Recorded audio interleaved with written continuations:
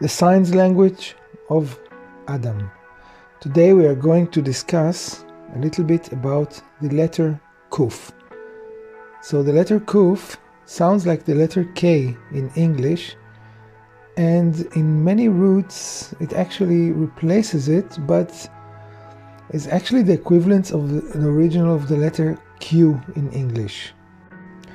The early Greek parallel is the letter Kupa or Kufa, later became Q, and the Phoenician Kup.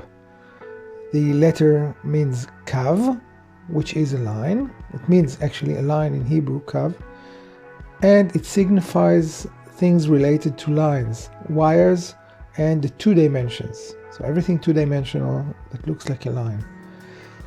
The source of the letter is probably the horizon line, in Hebrew kava ofek, the horizon.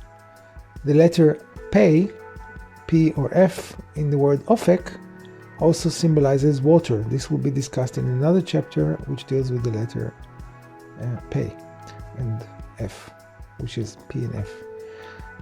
Later, the letter was also linked to both the bow and arrow, in Hebrew keshet, which also uses the same kuf letter in its root. And the eye of the needle in Hebrew is called also kuf of the needle, the eye of the needle. But it is actually where the line of the needles goes through. So it's the eye of the needle is actually the line where the needle is. It means convergence, rapprochement, closeness, attachment, and contraction to the two dimensions. So something shrunk. So also in the word to shrink, it means it's closer to the line. So it actually means the reduction in dimensions. For example, in the Hebrew verb to group things together, to shrink them into the two dimensions, it's kibbutz, kvutza. So it means to round things up and shrink them and make them into a narrow thing. The same root is also used in, for example, the Bible, in the first book in Genesis, Veikavu Amayim, which means actually that the water became lined up. It means drawn together. So the word to be drawn together, Veikavu, and this letter Q exists also in many other roots in Latin where it has to do with water, aqua. So because the water are grouped together. In the same way, the word nekev in Hebrew, which means a hole, it actually, if you think about it, if you are holding a water balloon and you are puncturing it, the water will zip out in a line. So through this hole, nekev, the nun means elongated. This is discussed also in another chapter. So it will come out of the hole as a line. So this is again symbolizes the line, kav. Another word which uses the kuf is makel, which is actually a stick. So both in Hebrew and in English, the kuf, or Stück, stock, also in German, uses this K, or kuf, as symbolizing of elongated things which are linear or similar to a line.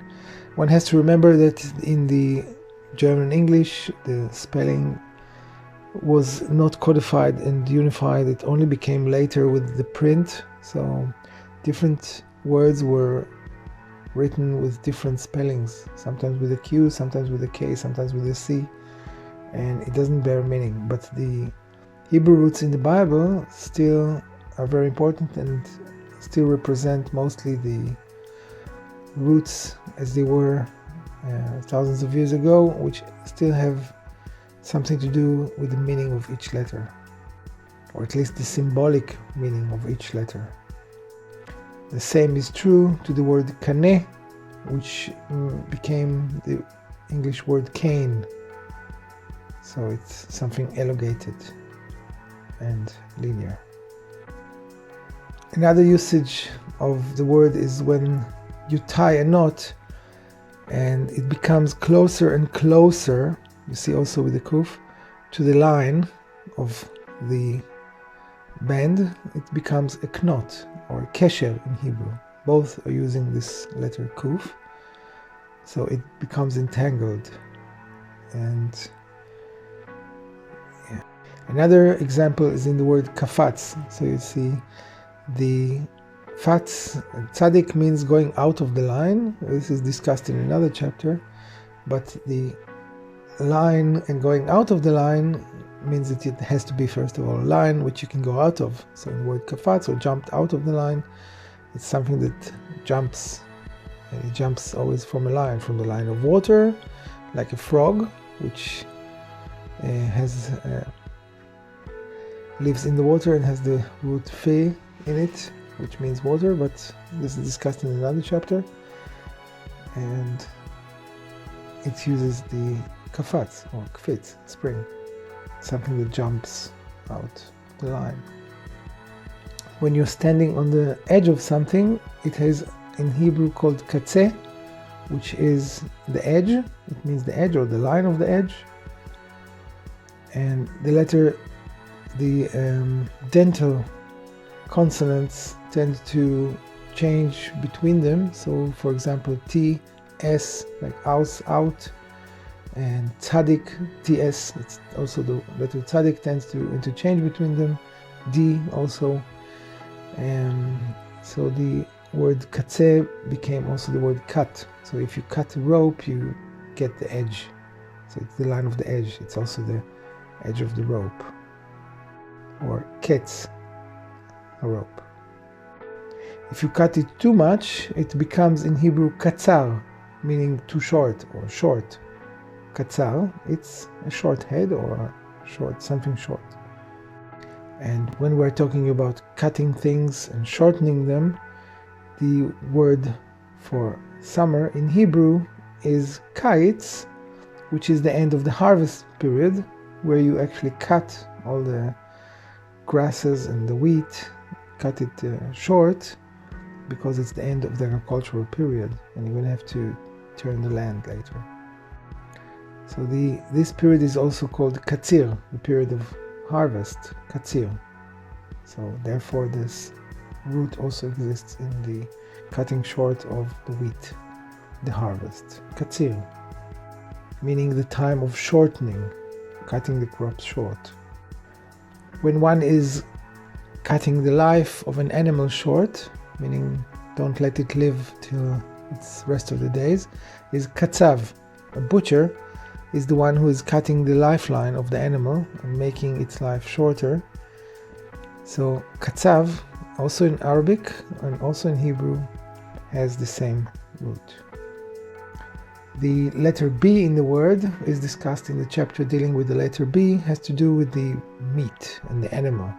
So somebody who cuts meat is katzav, and the B is a letter that represents animals mostly in meat, like beef, for example. It will be discussed in the chapter dealing with the letter B. When we're using instruments for music with sticks, with elongated sticks, they're called klei hakasha. So they are percussions. So also in English, the k sound remains, this sound remains, although it comes from the hakasha in Hebrew, which has to do with the elongated sticks that were used for beating on the drums. The Hebrew word for straw, which is elongated, is kash, which also has the same kuf root.